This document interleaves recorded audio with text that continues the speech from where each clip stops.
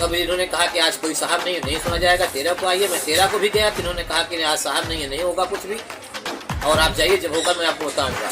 इन्होंने मेरा पक्ष नहीं सुना, किंतु उसको भी आज मैं जब गया वहाँ पर देखने के लिए तो क्या हल्का पटवारी गया तो उसी प्रतिवेदन में सुधार करते हुए ये इन्होंने ज़बरदस्ती उस पर सुधार करते हुए वो प्रतिवेदन दे करके उनको वापस करके उसी में सुधार करवा दिया कि ये अतिक्रमण की श्रेणी।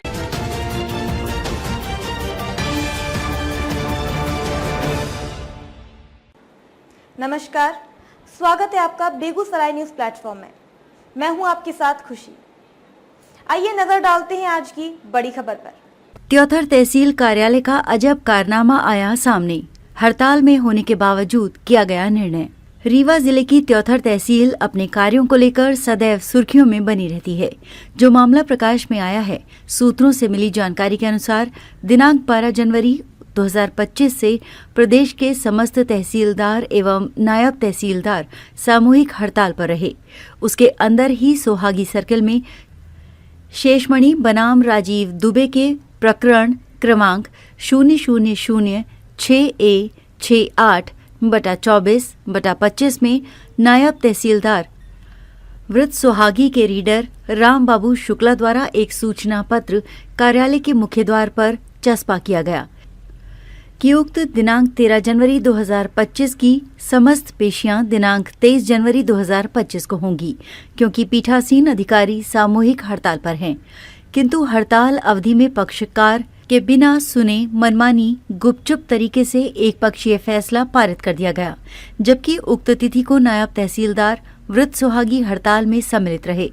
उक्त प्रकरण के संबंध में जिला कलेक्टर रीवा एवं संभागीय कलेक्टर रीवा का ध्यान इस ओर अपेक्षित है, जो जांच का विषय है। ऐसे रीडर के खिलाफ जांच अपेक्षित है। यदि सही तरीके से निष्पक्ष जांच हो जाए तो पोल खुलती नजर आएगी, जिसकी जांच आवश्यक है, जिसका खुलासा तो जांचोपरांत ही संभव है। आपकी खबर, हमारी नजर। जबकि मैं नोटिस मुझको कोई देने गया नहीं। जब मुझे दूरभाष पर जानकारी हुई तो मैं 10 तारीख को यहाँ पहुँचा, 10 जनवरी को। तब इन्होंने कहा कि आज कोई साहब नहीं सुना जाएगा, 13 को आइए। मैं 13 को भी गया तो इन्होंने कहा कि आज साहब नहीं होगा कुछ भी, और आप जाइए, जब होगा मैं आपको बताऊंगा। इन्होंने मेरा पक्ष नहीं सुना और गलत तरीके से हमारे ऊपर इन्होंने हमारे घर को गिराने का आदेश नायब साहब द्वारा जारी कर दिया। हल्का पटवारी द्वारा प्रतिवेदन दिया गया। हल्का पटवारी द्वारा दिया गया था प्रतिवेदन, इसकी छायाप्रति मेरे पास है, जिस पर उन्होंने लिखा था कि अतिक्रमण की श्रेणी में नहीं आता है।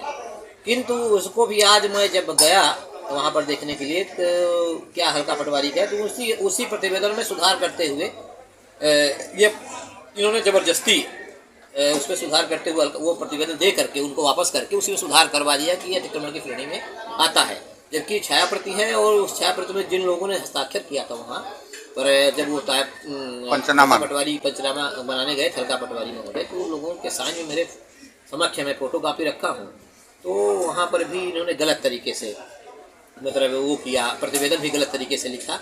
और जबकि पहला प्रतिवेदन मेरे पक्ष में था, प्रतिवेदन इन्होंने बदलवा दिया और मुझे प्रताड़ित करने के लिए और उस अपनी करोड़ों की भ्रष्टाचार जांच कराने के लिए अपने रिश्तेदार को बचाने, शेषमणि मिश्रा को, राम बाबू जी अपने रिश्तेदार को बचाने के लिए और करोड़ों के भ्रष्टाचार को दबाने के लिए मुझे मेरे ऊपर ज़बरदस्ती प्रकरण पंजीबद्ध करा करके न्यायालय में और बेदखल का आदेश जारी किया गया।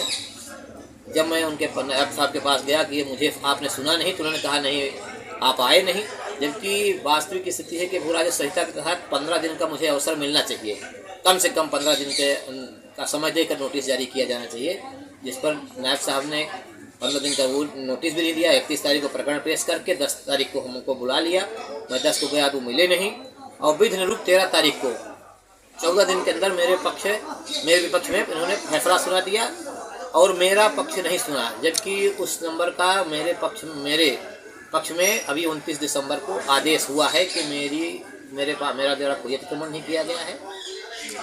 क्या पूर्व में भी हाई कोर्ट से आपको स्थगन आदेश प्राप्त है उस पर? हाँ, 2018 में भी मुझे एक बार यही शेषमणि मिश्रा द्वारा, क्योंकि ये भ्रष्टाचार की इनकी कोई सीमा नहीं है, ये हमेशा भ्रष्टाचार अवैध कारोबार इनका धंधा है। कभी जंगल की कटाई करना, कभी अवैध रेत का परिवहन करना, गांव में शराब बिक्री कराना, ये इनका धंधा है। इसकी मैं शिकायत में, चूँकि समाज सेवी व्यक्ति हूँ और मेरे द्वारा समाज सेवी कार्य किया जाता है, स्कूल का संचालन द्वारा किया जाता है। अन्य जो सामाजिक गतिविधियाँ होती हैं मेरी सहभागिता उसमें रहती है और मैं गाँव के सुधार के लिए हमेशा कार्य करता रहता हूँ, जिससे ये हमेशा ये विद्रोह मुझसे मानते हैं। तो उस संबंध में भी 2018 में उन्होंने मेरी एक बार शिकायत किया था और इसी तरह से उन्होंने प्रकरण बनवाया था, जिसके लिए मैं माननीय हाई कोर्ट उच्च न्यायालय में गया था। वहाँ पर मेरे इसके लिए सुनवाई के लिए अवसर देते हुए और कलेक्टर महोदय, कमिश्नर महोदय को निर्देशित किया गया था कि इनकी विधिवत सुनवाई की जाए और स्थगन हमको दिया था कि जब तक पूरी सुनवाई न हो जाए तब तक इनको समय दिया जाता है। आज दिनों तक मेरी वो भी सुनवाई नहीं हुई, चल रही है इन्हीं के राजनीतिक संरक्षण के कारण, राजनीतिक दबाव के कारण, और उसको भी इन्होंने नज़रअंदाज किया और कोई कार्रवाई नहीं किया।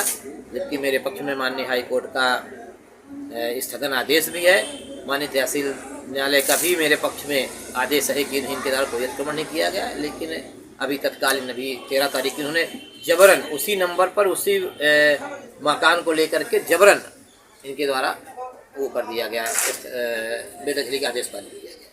तो क्या इस प्रकरण का कहीं और मुकदमा अन्यत्र चल रहा है? हाँ, इस प्रकरण का मुकदमा माननीय उच्च न्यायालय में भी विचाराधीन है मेरा, और इसकी पेशी अभी है, डेट अभी क्लियर नहीं है। मेरी अपील माननीय हाई कोर्ट में है, जिसको इन्होंने नज़रअंदाज किया, देखा नहीं कि मेरी हाई कोर्ट में चल रही है। और इसके मेरे पास इसका पट्टा भी है जो विधिन रूप है, और मैं बताया जैसे मैंने पहले भी बताया कि मुख्यमंत्री आवास के तहत मुझे इसका लोन भी मुझे पास है। मैं इस पर लोन लेकर के घर बना के रह रहा हूँ, और ये इस तरह से अगर ऐसा होता है मैं बेघर हो जाऊँगा और न्याय कहीं हो ना पाएगा। हमको लग रहा है इनका राजनीतिक संरक्षण बहुत ज़बरदस्त है, और राम बाबू जी जो इनके सगे रिश्तेदार हैं शेषमणि मिश्रा के, तो ज़बरदस्ती अपनी रिश्तेदारी निभा रहे हैं, और नायब साहब को भी इसमें उन्होंने गुमराह कर दिया है। क्या शुभ नाम है आपका? राजीव दुबे, निवासी सोहागी। मध्य प्रदेश के रीवा से बेगूसराय न्यूज प्लेटफॉर्म के लिए संवाददाता कमलेश शुक्ला की खास रिपोर्ट।